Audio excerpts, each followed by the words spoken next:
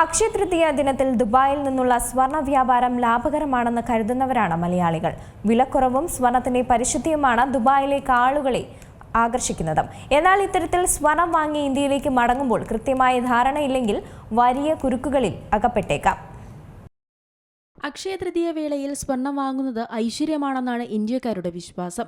അതോടൊപ്പം വിദേശത്ത് താമസിക്കുന്ന പ്രവാസികളും സഞ്ചാരികളും സ്വർണം വാങ്ങാൻ ഏറ്റവും കൂടുതൽ തിരഞ്ഞെടുക്കുന്ന സ്ഥലമാണ് ദുബായ്. വിലക്കുറവും സ്വർണത്തിന്റെ പരിശുദ്ധിയുമാണ് ദുബായിലേക്ക് ആളുകളെ ആകർഷിക്കുന്ന പ്രധാന ഘടകം. എന്നാൽ ദുബായിൽ നിന്ന് സ്വർണം വാങ്ങി ഇന്ത്യയിലേക്ക് മടങ്ങുമ്പോൾ കൃത്യമായ ധാരണയില്ലെങ്കിൽ അത് വലിയ ഊരാക്കുടുക്കായി മാറിയേക്കും.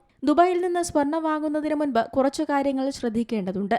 ദുബായിൽ സ്വർണ്ണവില ഓരോ ദിവസവും അന്താരാഷ്ട്ര വിപണിക്കൊപ്പം മാറിക്കൊണ്ടിരിക്കും. അതിനാൽ ആഭരണങ്ങൾ വാങ്ങാൻ തീരുമാനിക്കുന്നതിന് മുൻപ് അന്നത്തെ കൃത്യമായ നിരക്ക് പരിശോധിക്കണം. ജ്വല്ലറികളിലെ ഡിജിറ്റൽ ബോർഡുകളിൽ ഇത് രേഖപ്പെടുത്തിയിട്ടുണ്ടാകും. വിപണിയിലെ ശരാശരി വിലയേക്കാൾ കൂടുതൽ ആരും ഈടാക്കുന്നില്ലെന്ന് ഉറപ്പുവരുത്തേണ്ടത് നിർബന്ധമാണ്.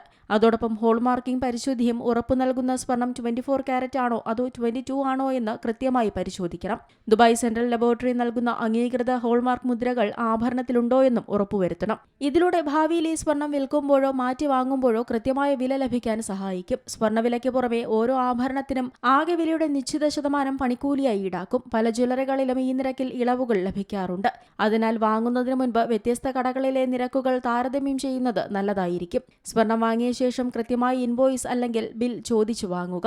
ഇതിൽ സ്വർണത്തിന്റെ തൂക്കം, കാരറ്റ്, വാങ്ങിയ തുക എന്നിവ വ്യക്തമാണോ എന്നും പരിശോധിക്കണം. കൂടാതെ വജ്രമോ മറ്റ് വിലപിടിപ്പുള്ള കല്ലുകളോ പതിപ്പിച്ച ആഭരണമാണെങ്കിൽ അവയുടെ ഗുണനിലവാരം തെളിയിക്കുന്ന ഒതന്റിസിറ്റി സർട്ടിഫിക്കറ്റും കൈവശം വയ്ക്കണം. ഇന്ത്യയിലെ കസ്റ്റംസ് പരിശോധനയിൽ ഈ രേഖകൾ അത്യാവശ്യമാണ്. UAEയിൽ സ്വർണ്ണാഭരണങ്ങൾക്ക് 5% വാറ്റ് ബാധകമാണ്. എന്നാൽ വിനോദസഞ്ചാരികൾക്ക് ഈ തുക നാട്ടിലേക്ക് മടങ്ങുമ്പോൾ എയർപോർട്ടിൽ വെച്ച് തിരികെ ലഭിക്കും. ഇതിനായി കടയിൽ നിന്ന് ടാക്സ് ഫ്രീ ടാഗ് സഹിതമുള്ള ബില്ലുകൾ വാങ്ങണം. നാട്ടിലെത്തുമ്പോൾ നികുതി ലാഭിക്കാൻ ഇത് സഹായിക്കും. ഇനി വിപണി വിലയേക്കാൾ കുറഞ്ഞ നിരക്കിൽ ആരെങ്കിലും സ്വർണം വാഗ്ദാനം ചെയ്യുന്നുണ്ടെങ്കിൽ അത് കൃത്യമായി പരിശോധിക്കണം. അമിത വിലക്കുറവ് നൽകുന്നവർ ഗുണനിലവാരമില്ലാത്ത സ്വർണമോ വ്യാജരേഖകളോ നൽകാൻ സാധ്യതയുണ്ട്. ഇനി വലിയ തുകയ്ക്ക് സ്വർണം വാങ്ങുമ്പോൾ അത് സുരക്ഷിതമായി നാട്ടിലെത്തിക്കുക എന്നതാണ് പ്രധാന വെല്ലുവിളി. ചില ജ്വല്ലറികൾ ആഭരണങ്ങൾക്ക് ഇൻഷുറൻസ് പരിരക്ഷ വാഗ്ദാനം ചെയ്യാറുണ്ട്. യാത്രക്കിടയിൽ സ്വർണം നഷ്ടപ്പെടുകയോ മോഷ്ടിക്കപ്പെടുകയോ ചെയ്താൽ ഇത് ഉപകാരപ്പെടും. അതുപോലെ തന്നെ ഏറ്റവും പ്രധാനപ്പെട്ട കാര്യം ഇന്ത്യയിലെ കസ്റ്റംസ് ഡ്യൂട്ടി നിയമങ്ങളാണ്. നിലവിലെ നിയമപ്രകാരം 1 വർഷത്തിൽ കൂടുതൽ വിദേശത്ത് താമസിച്ച പുരുഷന്മാർക്ക് 20 ഗ്രാം സ്വർണവും സ്ത്രീകൾക്ക് 40 ഗ്രാം സ്വർണവും മാത്രമേ നികുതിയില്ലാതെ നാട്ടിലേക്ക് കൊണ്ടുവരാൻ കഴിയൂ. ഇതിൽ കൂടുതൽ കൊണ്ടുവരുന്നത് വിമാനത്താവളത്തിൽ കസ്റ്റംസിനെ അറിയിക്കുകയും നിശ്ചിത നികുതി അടയ്ക്കുകയും വേണം. അല്ലാത്തപക്ഷം സ്വർണം പിടിച്ചെടുക്കാനും പിഴ ചുമത്താനും സാധ്യതയുണ്ട്. ഈ കാര്യങ്ങൾ ശ്രദ്ധിച്ചാൽ അക്ഷയ തൃതീയ ദിനത്തിൽ ദുബായിൽ നിന്ന് മികച്ച രീതിയിൽ തന്നെ ഗുണനിലവാരമുള്ള സ്വർണം സ്വന്തമാക്കാം.